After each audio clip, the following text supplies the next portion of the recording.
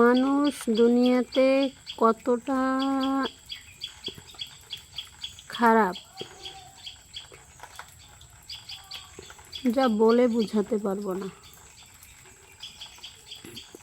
আল্লাহর গড়া দুনিয়াতে একটা মানুষকে একটা মানুষ কিভাবে মারে,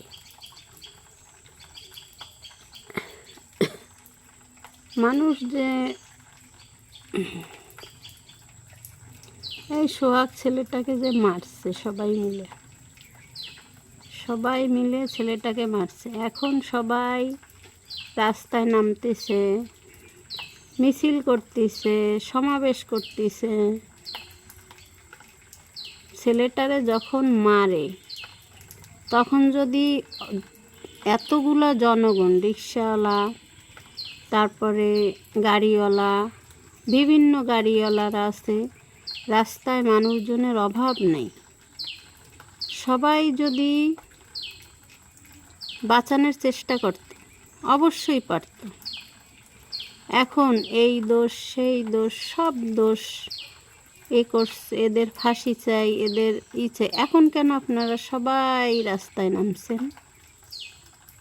এখন ফাঁসি দিলেও কি হবে, না দিলেও কি হবে? মানুষটা তো দুনিয়াতে চলে গেছে। মানুষটা বাইচে থাকার আগে সেরে বাঁচাতেন সবাই মিলে। সবাই নাই ম্যাম, সবাই যদি ধরেন, সেরা কয়জন ছিল? 20 জন, 10 জন। সবাই যদি চারিদিক দিয়ে ধইরা তাদেরকে আক্রমণ করত, তাইলে ছেলেটা বাইচে যাইত। একটা ফ্যামিলিতে একটা পুরুষ মানুষ না থাকলে মানে ফ্যামিলিটার কি অবস্থা হয়?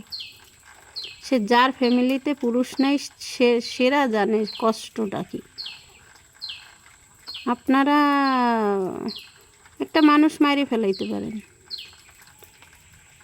কিন্তু তার ফ্যামিলিটার কথা চিন্তা করে দেখছেন সে ফ্যামিলিটা কি হইতে পারে?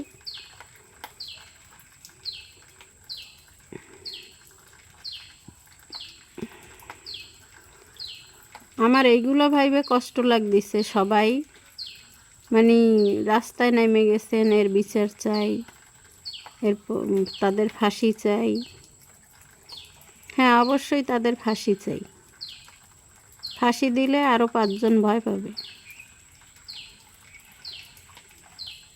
কিন্তু যে মানুষটা চলে গেছে সে কি ফেরত আসবে? সে কি কোনোদিন ফেরত আসবে? ফেরত সেরে না মারে সেরকমভাবে আপনারা চেষ্টা করতেন। একটা জায়গায় খুন হইলে হয়তো 50 জন, 100 জনে যদি ধরে, তাহলে অবশ্যই লোকটারে বাঁচানো সম্ভব। কিন্তু আপনারা না বাঁচাইয়ে তারে, এখন চারিদিকে মানুষের অভাব নাই। আমার আর কিছু বলার নাই, কেননা সব থেকে কষ্ট এইটাই, যে ফ্যামিলিতে একটা পুরুষ না থাকে। আমি সবাইরে উদ্দেশ্য করে বলতেছি, দুনিয়াতে যত মানুষজন আছেন যাদের সামনে ভিডিওটা দেখবেন,